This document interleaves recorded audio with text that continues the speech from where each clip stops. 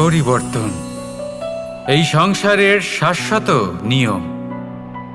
কোনো রাজা নেই যিনি চিরকাল রাজা থাকেন, কোনো ধনী ব্যক্তি নেই যিনি চিরকাল ধনী থাকবেন। এই সংসারে সূর্যের স্থান নেওয়ার জন্য চন্দ্রিমার আগমন ঘটে। কোনো স্থান যাকে পতিত বলা হয়েছিল সেখানে মহল তৈরি হয়েছে।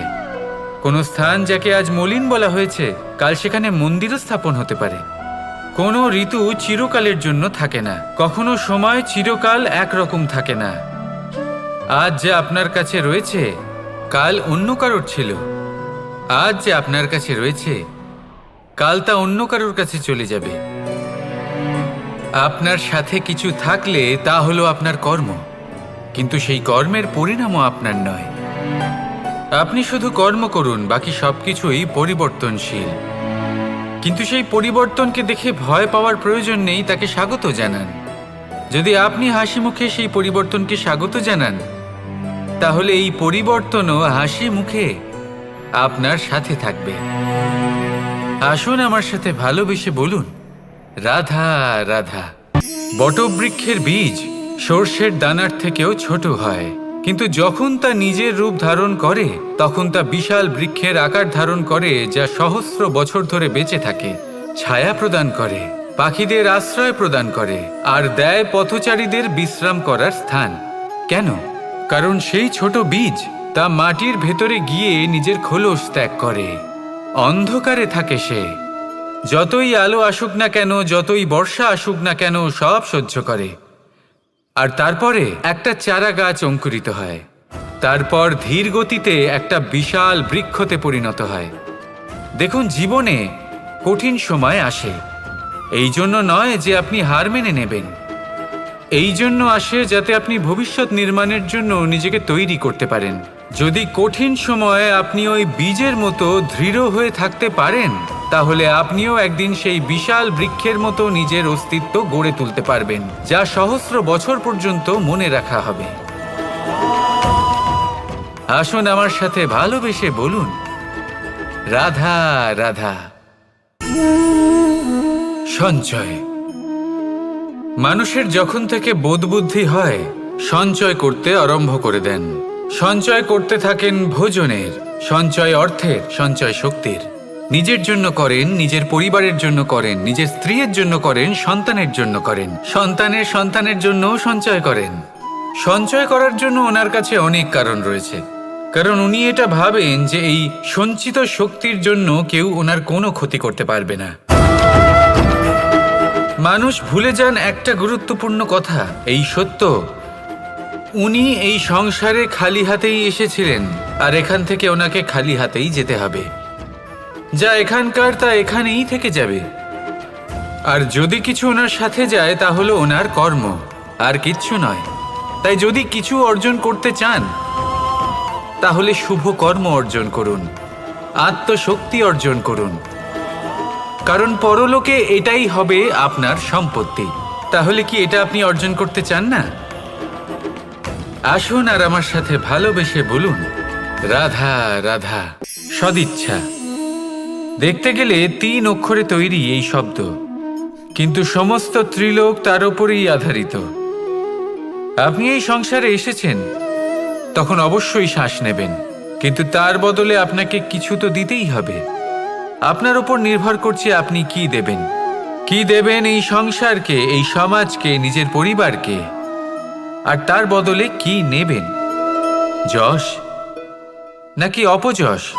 দেখুন, এক ছিল রাবণ, যে কিনা সমুদ্র পার করল সীতাকে অপহরণ করার জন্য, আর এক ছিলেন রামচন্দ্র, যিনি সমুদ্র পার করেছিলেন, সেতু বানিয়ে গিয়েছিলেন সীতাকে ফিরিয়ে নিয়ে আসার জন্য।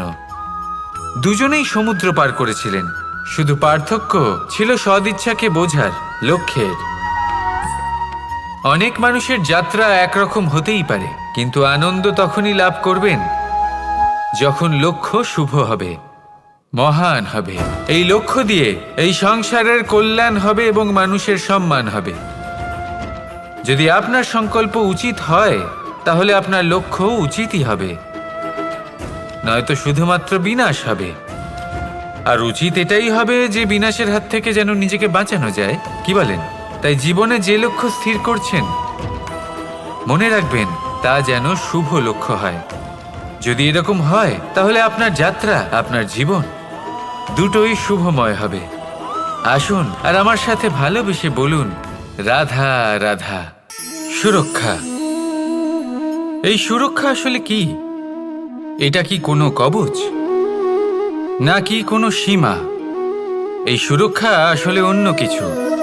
আমাদের মাতা পিতা, আমাদের প্রিয়জন, আমাদের বন্ধু, এই সমাজ, আমাদের শুভাকাঙ্ক্ষী, আমাদের আত্মীয়, এনারা সবাই আমাদের জীবনে কোনো না কোনোভাবে সুরক্ষা দিয়ে থাকেন, একটা কবচ দিয়ে থাকেন কোনো না কোনো রূপে।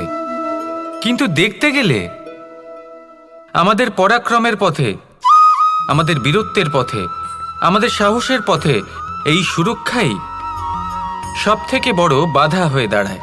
একবার ভেবে দেখুন, যদি আপনি কোনো সুরক্ষাই না পান, বা যদি আপনি এই সুরক্ষা ভেঙে বাইরে আসতে পারেন, তাহলে আপনার বীরত্ব চরম সীমায় পৌঁছে যায়। কেন? কারণ তখন আপনি জানেন যে এই সংসারের সম্মুখীন আমাদের নিজেদেরই হতে হবে। আপনি বুঝে যান যে শত্রুর সম্মুখীন এবার নিজের বলের দ্বারা, নিজের পরাক্রমের দ্বারা, নিজের সাহসের দ্বারা করতে হবে। আর তখন আমাদের মনের মধ্যে এই শক্তি জাগ্রত হয়। এই শক্তি অন্তরেই বসবাস করে।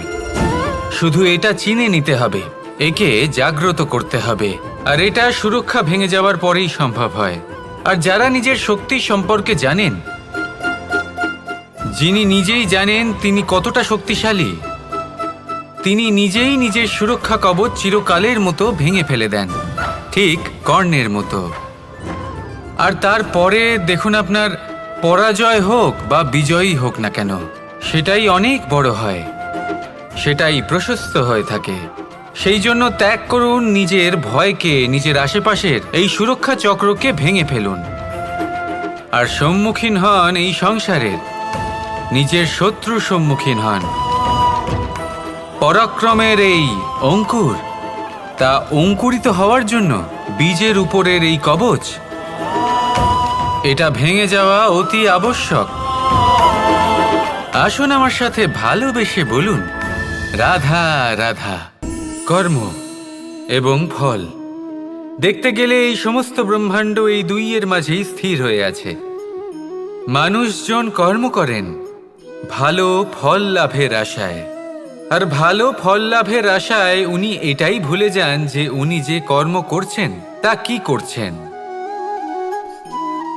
আমি বলেছিলাম কর্ম করুন ফলের চিন্তা না করে, কিন্তু কি কর্ম করছেন সেই বিষয়ে ভাবাটাও অত্যন্ত আবশ্যক। নয়তো অনেক সময় আমরা এমন কর্ম করে ফেলি যা না চাইতেও বিষে পরিণত হয়, যা হয়েছে দুঃশাসনের সাথে, দুর্যোধনের সাথে, গুরু দ্রোণের সাথে। একজনের মানসিকতা উচিত ছিল না, একজনের বিবেক উচিত ছিল না, আরেকজন যে পক্ষ নির্বাচন করেছিলেন সেই পক্ষ উচিত ছিল না। আর যা কিছু ওনাদের সাথে হলো, আপনার, আমার, আমাদের সকলের সাথে তা হতে পারে। আমি বলেছিলাম কর্ম করুন, ফলের চিন্তা করবেন না, কিন্তু এই কর্মের বিষয়ে বিচার করে দেখাটাও ততটাই আবশ্যক।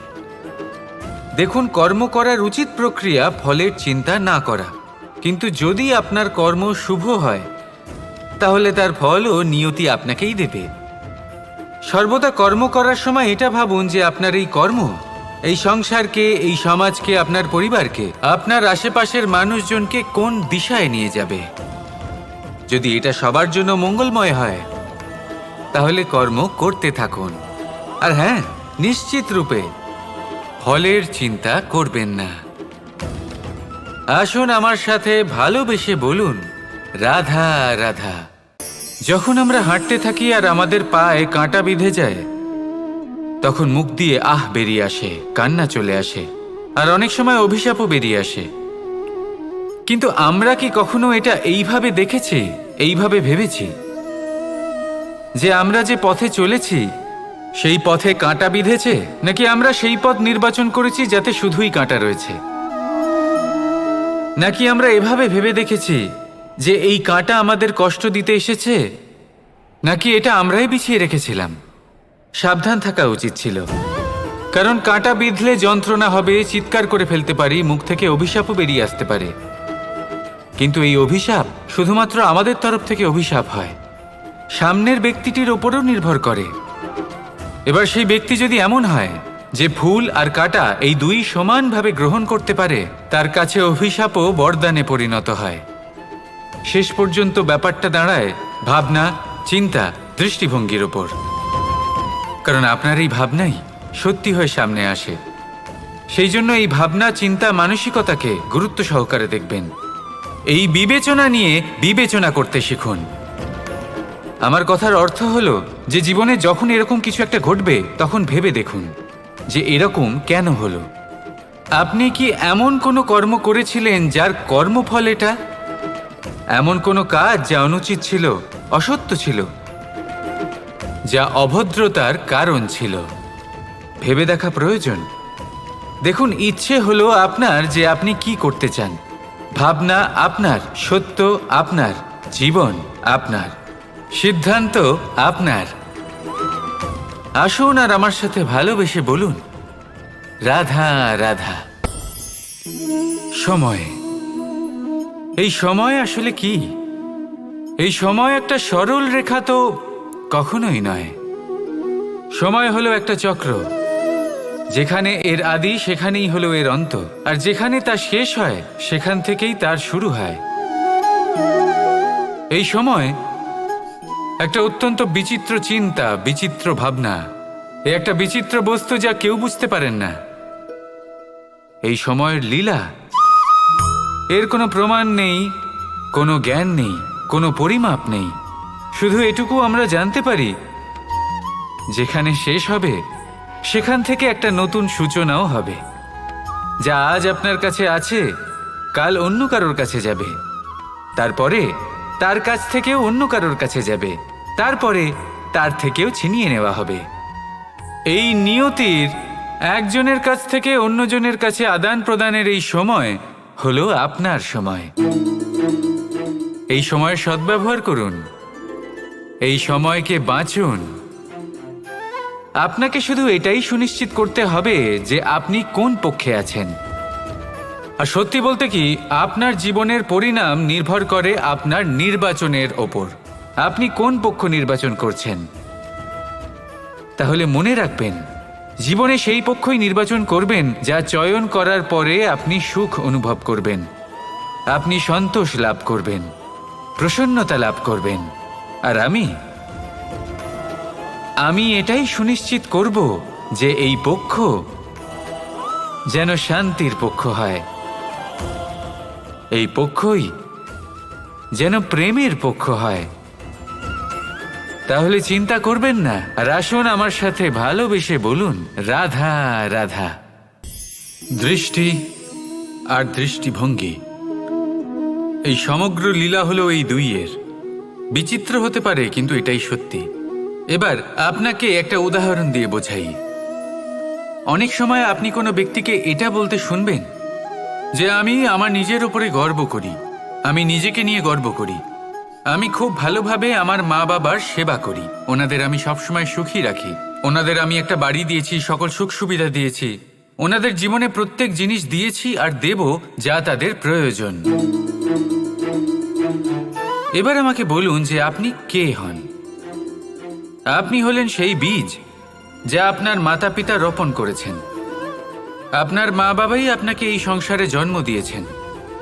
এবার এইসব কথার কি তাৎপর্য? এই হলো সেই ব্যক্তির দৃষ্টিভঙ্গি। এবার দেখা যাক এই প্রকৃতি আমাদের কি শেখায়। কখনো কোনো গাছকে দেখবেন, যখন সেই গাছে ফল আসে, সে মালিকে এটা বলে না যে দেখো আমি তোমাকে ফল খেতে দিচ্ছি। সেই বৃক্ষ এটা বলে না যে দেখো আমি তোমায় আহার করতে দিচ্ছি। কারণ ও জানে যে এটা হলো সেই মালির পরিশ্রম, এটা হলো তারই কর্মের ফল, আর এটা তারই পাওয়া উচিত। সে বলে যে তোমার জিনিস তোমাকেই অর্পণ করলাম, এ আমার জিনিস নয়। ও জানে সেই মালির গুরুত্ব আসলে কি। এটা হলো তার দৃষ্টিভঙ্গি।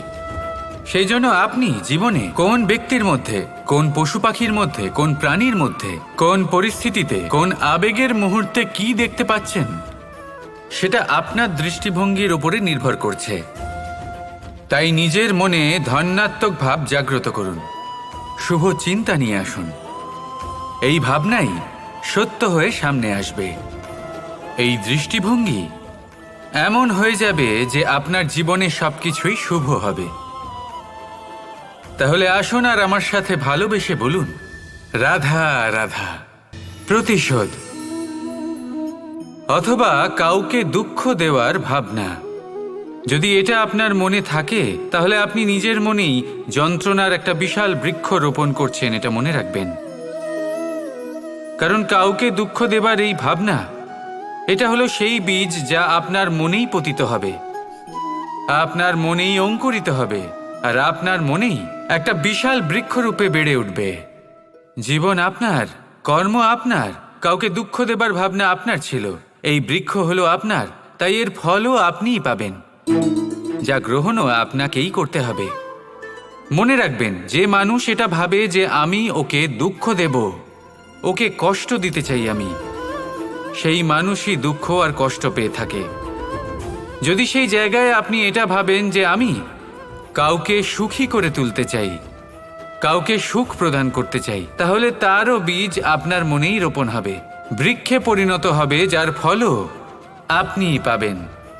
এখানে বিষয়টা হলো শুধু মানসিকতার চিন্তা, যা সত্য হয়ে আপনার সামনে আসে। তাহলে এই মানসিকতা শুভ করুন, সবার জন্য মঙ্গল কামনা করুন। অন্যের মনে আপনার জন্য ভালো চিন্তা থাকুক বা না থাকুক, আপনি সবার জন্য শুভ চিন্তা করে কর্ম করতে থাকুন, তাহলে আপনার সাথেও ভালোই হবে। তাহলে আসুন আর আমার সাথে ভালোবেসে বলুন, রাধা রাধা। সুখ আর অভিজ্ঞতা, এই দুই জীবনে একসাথে কখনোই আসে না। মনে রাখবেন, যেখানে সুখ থাকে সেখানে অভিজ্ঞতা থাকে না, আর যখন এই সুখ আমাদের জীবন থেকে দূরে চলে যায়, তখন আমাদের জীবনে আসে এই অভিজ্ঞতা। পরমাত্মা, প্রকৃতি, নিয়তি এই অভিজ্ঞতাকে আমাদের জীবনে পাঠান, যাতে আমরা একটা অত্যন্ত গুরুত্বপূর্ণ শিক্ষা, একটা জ্ঞান প্রাপ্ত করতে পারি। এই অভিজ্ঞতা আমাদের শেখায় যে অতীতে এমন কি হয়েছিল যা আমাদের করা উচিত হয়নি। আমাদের শেখায় ভবিষ্যতে এমন কি আছে যা আমাদের করা উচিত আর কি করা উচিত নয়। দেখতে গেলে এই অভিজ্ঞতা আমাদের সেই শিক্ষা দেয় যার জন্য আমরা সুখের দিকে উচিতভাবে অগ্রসর হতে পারি। সেই জন্য জীবনে যখনই দুঃখ আসবে, দুঃখের এই সময় আসবে, তখন হতাশ হবেন না। বোঝার চেষ্টা করুন এই পরিস্থিতি কেন এসেছে, কি শিক্ষা দিতে এসেছে। যদি আপনি সেই জ্ঞান লাভ করেন, সুখের পথে অগ্রসর হন, তাও উচিত রূপে, তাহলে এই অভিজ্ঞতার উদ্দেশ্য পূরণ হয়ে যায়। তাহলে আসুন আর আমার সাথে ভালোবেসে বলুন, রাধা রাধা। জীবনে শিখরে পৌঁছানোর জন্য মানুষের কি প্রয়োজন হয়ে থাকে? সিঁড়ির। কিন্তু তাও প্রত্যেক মানুষ, প্রত্যেক ব্যক্তি শিখরে পৌঁছতে পারেন না। এর কারণ কি? কারণ একটা হতে পারে যে মানুষ কল্পনা করতে থাকেন কিন্তু সিঁড়ি খুঁজে পান না। কিছু মানুষ খুঁজে নেন কিন্তু তা পেয়ে এতটাই প্রসন্ন হয়ে যান যে তারপর আর কোনো কর্মই করেন না। খুব সোজা ব্যাপার। অনেক মানুষ সিঁড়ি খুঁজে পান না, আর যদি পেয়েও যান তাও যতক্ষণ না তাতে চড়ছেন সেই শিখরে পৌঁছবেন কি করে? যতক্ষণ না আপনি পরিশ্রম করছেন, যতক্ষণ না সেই সিঁড়িতে আপনি চড়ছেন, যতক্ষণ না ক্লান্ত হচ্ছেন, আপনার পায়ে হাঁটুতে ব্যথা না হচ্ছে, ততক্ষণ এই শিখরে পৌঁছানোর সৌভাগ্য লাভ করতে পারবেন না। তাহলে কল্পনার সাথে কর্ম করুন, পরিকল্পনার সাথে পরিশ্রম করুন, সব কিছু পাবেন। আসুন আমার সাথে ভালোবেসে বলুন, রাধা রাধা। সমস্যা, কঠিন সময়, সংকট, বিপদ কার জীবনে নেই? প্রত্যেকের জীবনে আছে। কিন্তু আমাকে একটা কথা বলুন, যদি নৌকায় ঢেউকে ভয় পেতে শুরু করে, তাহলে সাগর পার করবে কে? কখনো কোনো ছোট্ট পিঁপড়েকে দেখেছেন, যে আকারে হয়তো ছোট হতে পারে কিন্তু বড় শিক্ষা দিয়ে যায়? কিন্তু আমরা শিখিই না। এবার দেখুন একটা পিঁপড়েকে, যে ভোজনের খোঁজে বাইরে বের হয়, একটা ছোট্ট দানা তুলে নেয়। ছোট দানা তোলে কারণ তার থেকে বেশি সে তুলতেই পারবে না। সে দানা নিয়ে চলতে শুরু করে, কোনো দেওয়ালে উঠে পড়ে, আবার পড়েও যায়। সেই দানা দূরে কোথাও একটা পড়ে যায়, তা আবার খোঁজে, তুলে নেয়, আবার চলতে থাকে, পড়ে যায় আবার ওঠে, পড়ে যায় আবার ওঠে, সেই দানাটা রেখে দেয়, আবার বেরিয়ে পড়ে ভোজনের খোঁজে। পরিশ্রম করতে থাকে কিন্তু হার মানে না। এই শিক্ষাই তো আমাদের প্রাপ্ত করতে হবে। নিরন্তর পরিশ্রম আর নির্ভীক হয়ে কর্ম করে যেতে হবে। এটাই হলো সাফল্যের মাধ্যম, এটাই হলো জয়ের মন্ত্র, অচ্যুত অজয় অস্ত্র। তাহলে আসুন আর আমার সাথে ভালোবেসে বলুন, রাধা রাধা। আমরা সকলে চাই আমাদের জীবনে সাফল্য আসুক। আমরা চাই যে এই সংসারে আমাদের খ্যাতি ছড়িয়ে পড়ুক। আমরা চাই যেন আমরা আলোচিত হই। কিন্তু শুধু চাইলেই কি যায় আসে? যদি এই সংসারে আলোচিত হতে হয় তাহলে পরিচিত হতে হবে পরিশ্রমের দ্বারা। যতক্ষণ না আপনারা পরিশ্রমের সাথে পরিচিত হবেন, সাফল্যের সাথে পরিচিত হবেন না। সংঘর্ষ করতে হবে প্রতিদিন, প্রতি বছর। জীবনের সব পরিস্থিতিতেই হয়তো নতুন নতুন বাধা আসবে, নতুন নতুন বিঘ্ন ঘটবে। কিন্তু এটা আবশ্যক নয় যে সমস্ত বিঘ্ন বিনাশের জন্য আসবে। কিছু বিঘ্ন আপনার পথ প্রশস্ত করার জন্য আসবে, আপনার পথ পরিষ্কার করার জন্য আসবে। যদি আপনাকে উদাহরণ দিই, যখন বন্যা আসে, বাড়ি ঘর ভেসে যায়, তখন আমরা হতাশ হয়ে পড়ি, আমরা দুঃখী হয়ে পড়ি। কিন্তু সেই বন্যাই আমাদের সেই ধরিত্রীকে এত উর্বর করে তোলে যে সেই উর্বর অংশ কাজে লাগিয়ে আমরা সেরকম আরও 10টা বাড়ি বানাতে পারি। তাহলে ধন্যাত্মক থাকুন আর যে কোনো সংঘর্ষের জন্য প্রস্তুত থাকুন। জীবনে অনেক দূর যেতে পারবেন। তাহলে আসুন আমার সাথে ভালোবেসে বলুন, রাধা রাধা। জীবনে কখনো কখনো আমরা সেই পরিস্থিতিতে ফেসে যাই যখন আমাদের মনে হয় যে আমাদের নতুন কিছু একটা করতে হবে, কিন্তু আমরা করতে পারি না। কারণ কোথাও না কোথাও আমরা রীতির দ্বারা আবদ্ধ, আর আমরা সেই রীতি ভাঙতে চাই না। কেবল একটাই প্রশ্ন আসে মনে, আশেপাশের মানুষ কি বলবে, আশেপাশের মানুষ কি ভাববে। আপনাকে একটা প্রশ্ন করি, কারা এই মানুষজন? আপনার জন্মের সময় এই মানুষজন কোথায় ছিলেন? যখন আপনি কোনো সমস্যায় পড়েন তখন এই মানুষজন কোথায় থাকেন? এগিয়ে এসে কি আপনাকে সাহায্য করেন, নাকি সেই সমস্যার সমাধান আপনি নিজেই করেন? এইসব মানুষজনের চিন্তা ত্যাগ করুন যদি আপনি জীবনে বাঁচতে চান। ভেবে দেখুন জীবনে কি কি শুভ আছে আর কি কি শুভ করতে পারেন। যদি তা স্রোতের বিপরীতে হয় তাহলে সংঘর্ষ করুন, কিন্তু এইসব মানুষজনের কথা ভাববেন না। ভেবে দেখুন জীবনে আপনি কি কি শুভ কাজ করতে পারেন। এটা ভাবুন যে আপনি কখনো এমন কোনো কাজ করে ফেলেননি তো যার জন্য কারো হৃদয় আহত হয়েছে। শুভর দিকে নিজের চিন্তা কেন্দ্রীভূত করুন, আপনার জীবনে সব কিছু শুভই হবে। তাহলে আসুন আমার সাথে ভালোবেসে বলুন, রাধা রাধা। আজকাল আপনি দেখে থাকবেন যে মা বাবা শুধুমাত্র সন্তানকে ভালোবাসেন তা নয়, তাদের মোহেও জড়িয়ে পড়েন। বিদ্যালয়ে যখন পাঠান তখন সমস্ত সুযোগ সুবিধা দিয়েই পাঠান। চেষ্টা করেন যে সবসময় যেন সন্তান তাদের চোখের সামনেই থাকে। কিন্তু ভুলে যান এক অত্যন্ত গুরুত্বপূর্ণ কথা, যে সন্তানকে এক নতুন দৃষ্টিভঙ্গি দেওয়াই হলো ওনাদের কর্তব্য। সেই জন্য পুরাতনকালে শিষ্যদের গুরুকুলে পাঠানো হতো, বাড়ির থেকে দূরে। কারণ বাড়ি ছেড়ে যাওয়া এক সন্তানের জন্য, এক শিষ্যের জন্য অত্যন্ত শুভ লক্ষণ হয়। যখন সে বাড়ির থেকে দূরে, গৃহস্থের থেকে দূরে থাকবে, তখন এই সংসারকে সে এক নতুন দৃষ্টিভঙ্গি দিয়ে দেখবে, পরখ করবে, বুঝতে পারবে, আর সবকিছু নিজে থেকেই শিখে যাবে কখন আক্রমণ করতে হয়, কখন পিছু হটতে হয়, কিভাবে এই সংসারের সম্মুখীন হতে হয়। আর এটা আপনার দৃষ্টি ওকে শেখাতে পারবে না, ওর অভিজ্ঞতা ওকে শেখাতে পারবে। তাই মনে রাখবেন, যদি আপনি চান যে আপনার সন্তানের বিকাশ হোক, তাহলে অনেক সময় ওকে নিজের থেকে দূরে নিয়ে যেতে হয়। যদি মোহে আবদ্ধ থাকেন তাহলে ওর বিকাশ কখনোই হবে না। তাহলে আসুন আমার সাথে ভালোবেসে বলুন, রাধা রাধা। কখনো কখনো মানুষ মনে করেন যে সে নিজেই সব থেকে বেশি শক্তিশালী, তিনি হলেন জ্ঞানী। দেখুন, এটা ভালো ব্যাপার যে আপনার মধ্যে শক্তি আছে, জ্ঞান আছে, আর এটা শুধু আপনার জন্য নয়, এই সমস্ত সমাজের জন্য, দেশের জন্য, সমগ্র পৃথিবীর জন্য অত্যন্ত আবশ্যক। কিন্তু এই কথাটাও বোঝা অত্যন্ত আবশ্যক যে এই জ্ঞান যেন কখনো অহংকার না হয়ে ওঠে। যখন মানুষের মধ্যে জ্ঞান থাকে তখন সে রাম হয়ে ওঠে। রাম, যিনি সমুদ্রের বুকে সেতু বানিয়েছিলেন, বানর সেনার দ্বারা রাক্ষস রাজকে পরাজিত করেছিলেন, আর চিরকালের জন্য সবার কাছে আদর্শ হয়ে উঠেছিলেন। আর যদি মানুষের মনে অহংকার জন্মায় তাহলে সে রাবণ হয়ে ওঠে। দেশে বিদেশে যতই খ্যাতি থাকুক না কেন সে রাক্ষস হয়ে ওঠে, নিজের সাথে সাথে সমস্ত কুলের বিনাশ করে বসে।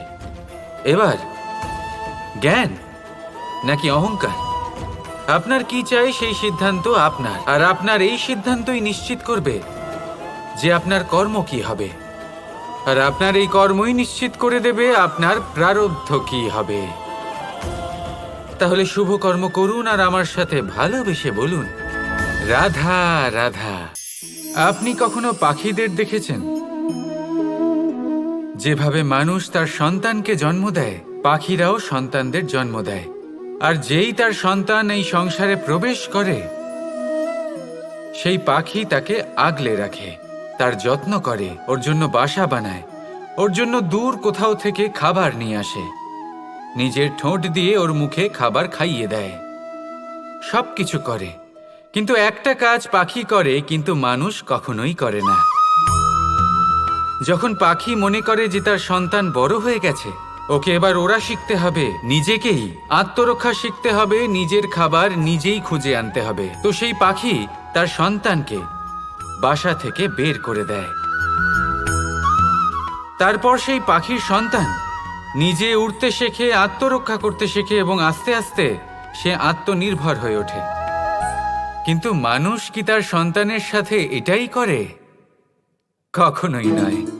মানুষ তার সন্তানকে নিজের সাথে বেঁধে রাখে, সব সময় তার লালন পালনের, তার দেখাশোনার ব্যবস্থা করে রাখে, আর এটাই ভাবেন যে আমি হলাম ওর পালনকর্তা, ওর খেয়াল রাখা তো আমার কর্তব্য।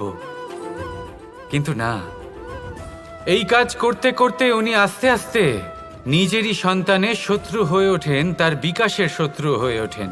তাই যখন সন্তান বড় হবে তখন অবশ্যই ভালোবাসুন, কিন্তু পাখির মতো কঠোর হওয়াও প্রয়োজনীয়, তবেই তার বিকাশ হবে। ওকে নিজের কষ্ট নিজেকেই সহ্য করতে দিন, শিখতে দিন জীবনের অনুভূতি কেমন, তবেই তার বিকাশ হবে। নয়তো সেই সন্তান আজীবন আপনার জন্য বোঝা হয়ে থাকবে, আর আপনি তার বিকাশের পথে আজীবন বাধা হয়ে থাকবেন। আর আমার মনে হয় না আপনি সেটা চাইবেন, তাই তো? আসুন আমার সাথে ভালোবেসে বলুন রাধা রাধা। নিয়তি। রাধা আমাকে বলে, কৃষ্ণ, যদি তুমি জানো যে নিয়তিতে কি আছে তাহলে তাকে বদলে দাও না কেন?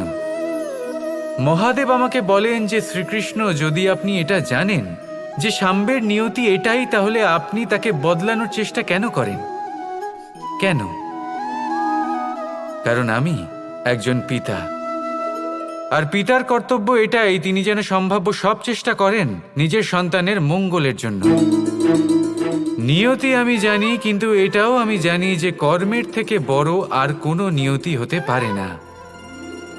অভিজ্ঞতাও রয়েছে যে কর্মের হাতে নিয়তির এই চক্র বদলে যেতে পারে।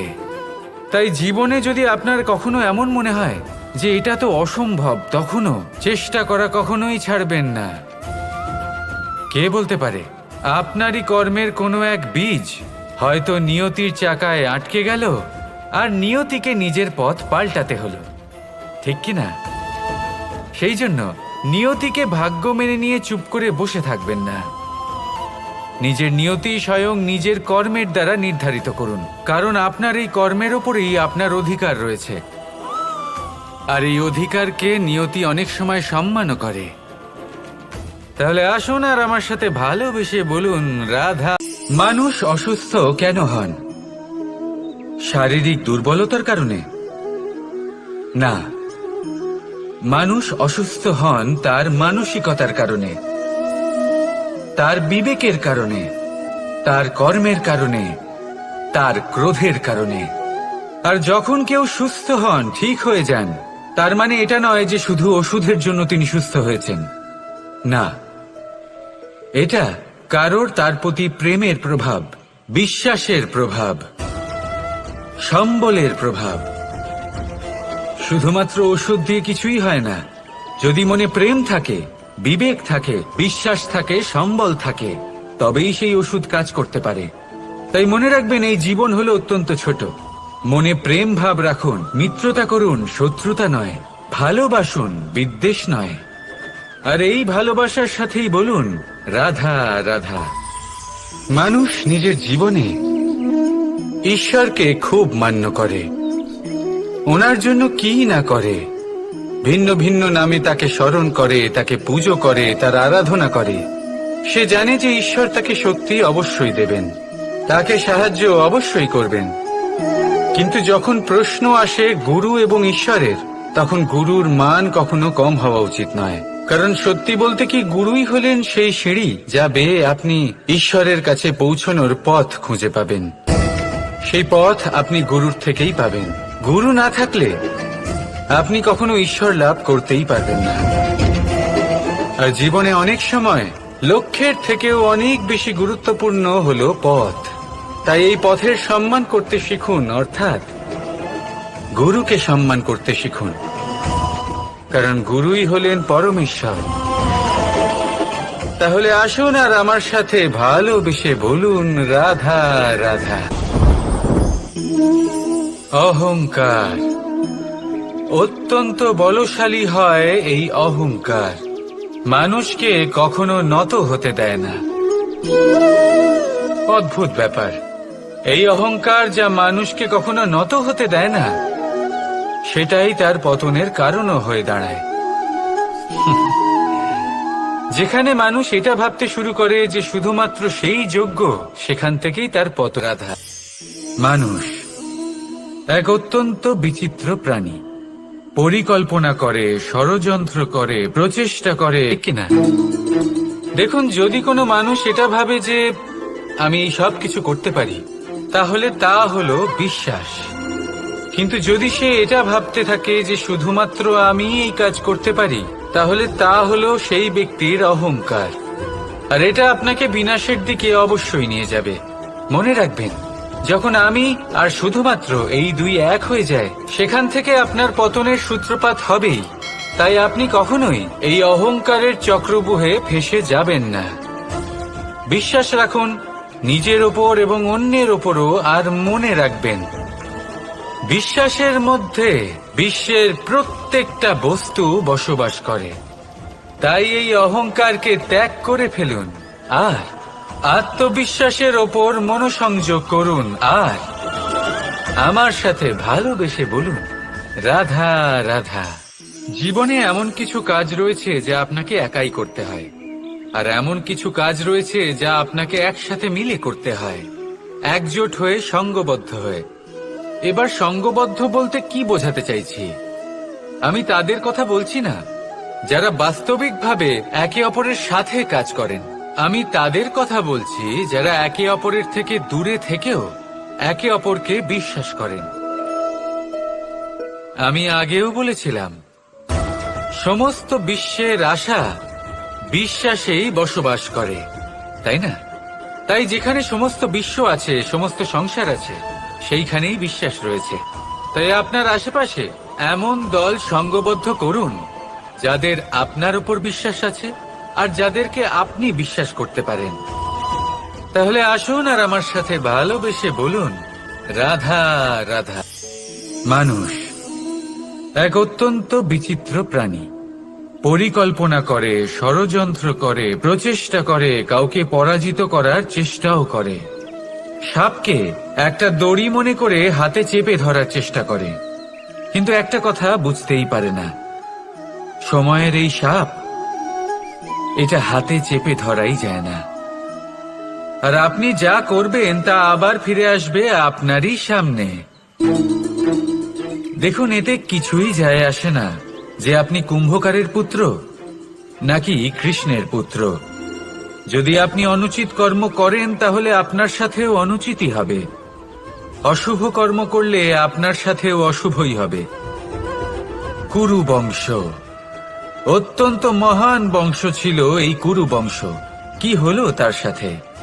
একটা গোটা বংশ বয়ে গেল। কারণ ওনাদের উদ্দেশ্য অশুভ ছিল। অন্যদিকে 5 জন বনবাসী পাণ্ডব মহাভারত বিজয়ী হলেন, কারণ তাদের উদ্দেশ্য শুভ ছিল। তাই মনে রাখবেন, শুভ অগ্নি প্রজ্বলিত করবেন, শুভ তাপ সঞ্চার হবে। অশুভ অগ্নি প্রজ্বলিত করবেন, নরকেই জ্বলতে হবে। তাহলে আসুন আর আমার সাথে ভালোবেসে বলুন, রাধা রাধা। আমরা যে মানুষকে চাই, যাকে আমরা ভালোবাসি, তাকে একটা উপহার অবশ্যই দিতে চাই। এমন এক উপহার যা ওনার ভালো লাগবে, যা শ্রেষ্ঠ হবে, অতি প্রিয় হবে, বহুমূল্য হবে, বা বলতে পারেন মূল্যবান হবে। তাই আমরা কি করি? আমরা বাজারে যাই, তার জন্য স্বর্ণ, আভূষণ, হিরে, মুক্ত এইসব নিয়ে আসি। কিন্তু এটাই কি সর্বশ্রেষ্ঠ উপহার? কখনোই না। সর্বশ্রেষ্ঠ উপহার হলো স্বাধীনতা। তাকে নিজের মনের মতো বাঁচার স্বাধীনতা। যদি আপনি কাউকে স্বাধীনতা না দিতে পারেন, তাহলে সে কোথাও না কোথাও বন্দী হয়ে যায়, তার বিকাশ কোথাও না কোথাও আটকে যায়। কিন্তু যদি আপনি কাউকে স্বাধীনতা দিতে পারেন, তাহলে আপনি দেখবেন ও সমস্ত সংসারকে, এই জীবনকে নিজের দৃষ্টিভঙ্গি দিয়ে দেখবে, বুঝবে যে কোনটা হলো উচিত আর কোনটা হলো অনুচিত। আর এটাই হলো সর্বশ্রেষ্ঠ। আর এবার যদি কাউকে স্বাধীনতার মাধ্যমে এত বড় একটা শক্তি দিতে পারেন, তাহলে আপনি আমাকে বলুন, এর থেকে বড় উপহার আর কি হতে পারে? সমর্পণ। যখন আপনার বিশ্বাসের প্রয়োজন পড়বে, যে মানুষ আপনার রাধা রাধা, আপনার জীবনে আপনার প্রকৃত বন্ধু আসলে কে? আপনার সব থেকে শ্রেষ্ঠ মিত্র আসলে কে? তিনি যিনি সময় এলে পরে আপনাকে সাহায্য করেন, নাকি তিনি যিনি সময় এলে পরে আপনাকে অর্থ দেন? দেখুন, আমরা হলাম মানুষ, আমাদের জীবনে লেনদেন চলতেই থাকে। এটা আমাদের জীবনের অভিন্ন অংশ। কিন্তু অনেক সময় এমন হয় যে আমরা তাকেই নিজের প্রকৃত বন্ধু বলে মনে করি, যিনি আমাদের একটা বহুমূল্য উপহার দেন, ঠিক কিনা? এবার আপনার জীবনে সেই বহুমূল্য উপহার কোনটা, ওই অমূল্য মিত্র আসলে কে, সেই সিদ্ধান্ত হলো আপনার।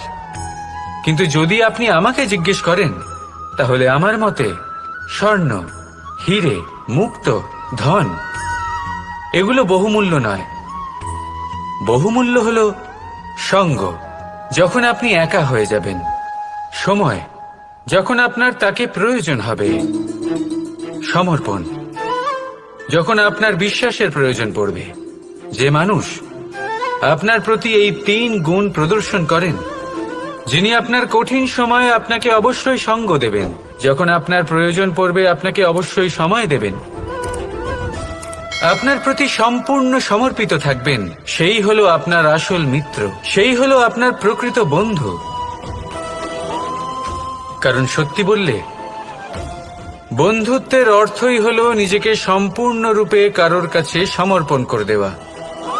তাই আপনার সেই বন্ধুর জন্য নিজের প্রাণ উজাড় করে দিন, আর ভালোবেসে বলুন, রাধা রাধা। শক্তি এক অত্যন্ত বিচিত্র বস্তু, বা বলতে পারেন অনুভূতি। পিতা সবসময় চান যেন তিনি তার শক্তি পুত্রকে সঁপে দিতে পারেন, যাতে সে শক্তিশালী হয়, যাতে তার মঙ্গল হয়। তার পুত্র সবসময় চায় যাতে সে পিতার সেই শক্তি লাভ করে। কিন্তু সেই শক্তি লাভ করার জন্য পুত্র হওয়া যথেষ্ট নয়, যোগ্য পাত্র হতে হয়। আসুন আপনাকে সহজে বোঝাই। যদি আপনি সুপাত্র হন আর আপনাকে শক্তি দেওয়া হয়, তাহলে আপনি সেই শক্তির গুরুত্ব বুঝবেন, কোথায় সেই শক্তি প্রয়োগ করা উচিত সেটা বুঝবেন। আর এটা যেহেতু অর্জন করা শক্তি হবে, সেই শক্তির অপব্যবহার হবে না। কিন্তু যদি এই আপনি কুপাত্র হন, আর যদি আপনাকে এই শক্তি দেওয়া হয়, তাহলে কি হবে? দেখতে গেলে এই শক্তি আপনি দান হিসেবে পেয়েছেন, তাই না আপনি এই শক্তির গুরুত্ব বুঝবেন আর না এর প্রয়োগ আপনি জানবেন। তার অপব্যবহার হওয়া সুনিশ্চিত। তাই যদি আপনি কোনো শক্তি অর্জন করতে চান তাহলে আগে তার যোগ্য হয়ে উঠুন। পুত্র নয়, পাত্র হয়ে উঠুন। আর আমার সাথে ভালোবেসে বলুন, রাধা রাধা। শক্তি শক্তি অর্জন করা এতটা কঠিন নয় যতটা শক্তি লাভ করার পরে সেই শক্তি সামলানো কঠিন হয়। কারণ যেই মানুষ শক্তি লাভ করে তার মনে গর্ববোধ জন্মায়, জন্মায় অহংকার, জন্মায় জেদ। তাই শক্তি প্রাপ্ত করার সাথে বিনম্র থাকাও অত্যন্ত আবশ্যক। আর এটা আমাদের শেখা উচিত বৃক্ষের থেকে। বৃক্ষ যা আমাদের ফল দেয়, বৃক্ষ যা যত ফল দেয় ততটাই ঝুঁকে যায়। আমরা পাথর মারি ওই বৃক্ষের থেকে ফল প্রাপ্ত করার জন্য। সেই পাথরের মার সহ্য করেও বৃক্ষ আমাদের ফল দেয়। কোনো গর্ববোধ নেই, কোনো অহংকার বোধ নেই। আর সেই জন্য এই বৃক্ষের পুজো করা হয়। এটাই হলো মাহাত্ম্য শক্তির সাথে বিনম্রতার। যদি এই শক্তি সৃজন করে থাকে, সাহায্য করে থাকে, সম্বল হয়ে থাকে, তবেই সেই শক্তি উপযুক্ত। আর নয়তো সেই শক্তি একদিন আপনাকে আসক্ত অবশ্যই করবে। তাহলে শক্তি অবশ্যই অর্জন করুন, কিন্তু তার সাথে সেই শক্তি সামলানোর মতো বিবেকও আপনাকে অবশ্যই জাগ্রত করতে হবে। তাহলে আসুন আমার সাথে ভালোবেসে বলুন, রাধা রাধা। কথায় আছে, প্রত্যেক পুত্র তার পিতার প্রতিচ্ছবি হয়, আর সমস্ত প্রতিচ্ছবি চায় যেন সে তার অস্তিত্ব প্রাপ্ত করতে পারে। পুত্র চায় সে যেন তার পিতার মতো হয়, বা কখনো কখনো তার থেকেও শ্রেষ্ঠ হয়। সেটা কোনো অনুচিত ব্যাপার নয়। অনুচিত তখন হয় যখন পুত্র নিজের পিতার মতো হবার স্বপ্ন পূরণ করতে গিয়ে বা তার থেকেও শ্রেষ্ঠ হওয়ার স্বপ্ন পূরণে অনুচিত পথের আশ্রয় নেয়। এটাই হলো মাহাত্ম্য শক্তির সাথে বিনম্রতার। সম্পর্ক অত্যন্ত মধুর হয়ে থাকে। পিতা স্বপ্ন দেখেন, তাকে পূর্ণ করার সকল সম্ভাব্য চেষ্টা করেন, কিন্তু তাও অনেক সময় ওনার স্বপ্ন অপূর্ণ থেকে যায়। তখন পিতা ভাবেন যে স্বপ্ন উনি পূর্ণ করতে পারেননি, ওনার সন্তান তা অবশ্যই পূরণ করবে। যে স্থানে উনি কখনো পৌঁছতে পারেননি, সেই স্থানে ওনার পুত্র অবশ্যই পৌঁছবে। পিতা নিজের সন্তানের ভবিষ্যৎ নিয়ে সেই স্বপ্ন দেখেন, আর যখন সেই সন্তান সামনে এগোতে থাকে তখন তার দুঃখ হয় না, বরং গর্ব হয়। ওনার ভালো লাগে এটা দেখে যে ওনার সন্তান অনেক উন্নতি করছে। কিন্তু যখন সন্তান নিজের অভিভাবকের শক্তি দেখে, তার যশ দেখে হিংসা করতে থাকে, সমস্যা সেইখানেই শুরু হয়। সেই জন্য সকল সন্তানকে এটা মনে রাখতে হবে, দেখুন, পুত্র হবার সুবাদে, এক সন্তান হবার সুবাদে এটা হলো আপনার অধিকার যে আপনি আপনার পিতার থেকে বেশি উন্নতি করবেন। আপনার পিতাও এটাই চান, কিন্তু সুস্থভাবে এটা করুন। একটা রেখা টেনে নিন যাতে আপনি তাতে এগোতে পারেন আর আপনার পিতার তাতে গর্ববোধ হয়, আর সেই বিষয়ে দুঃখ না হয় যে আমার সন্তান আমাকেই ছোট করার চেষ্টা করছে। ইতিহাস সাক্ষী রয়েছে, যে মানুষ অন্য কাউকে ছোট করার চেষ্টা করেছেন সেই মানুষই ছোট হয়ে গেছেন।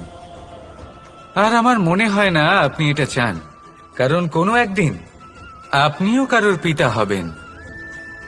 আসুন আমার সাথে ভালোবেসে বলুন, রাধা রাধা। ভক্তি আর শক্তি, এই দুইয়ের মধ্যে সম্পর্ক অত্যন্ত সরল। মানুষ ভক্তি করেন যাতে তিনি শক্তি লাভ করতে পারেন, আর শক্তি লাভ করার পরে ভক্তিভাব ভুলে যান, আর শক্তির প্রতি আসক্তিতে মত্ত হয়ে যান, আর সেখান থেকেই তার বিনাশ শুরু হয়। কেন? কারণ ভক্তির দ্বারা প্রাপ্ত শক্তি অন্য কারোর হিতের জন্য ব্যবহার করতে হয়, অন্য কারোর মঙ্গল করার জন্য ব্যবহার করতে হয়, কারোর বিনাশের জন্য নয়। এবার যদি আমি আপনাদের একটা উদাহরণ দিয়ে বোঝাই, তাহলে কোদাল কোদাল দিয়ে আমরা মাটি কোপাতে পারি, একটা গর্ত খুঁড়তে পারি যাতে একটা নতুন বৃক্ষ জন্ম নিতে পারে, একটা বৃক্ষ যা অন্য জীবকে ফল প্রদান করবে, যাত্রীদের ছায়া প্রদান করবে।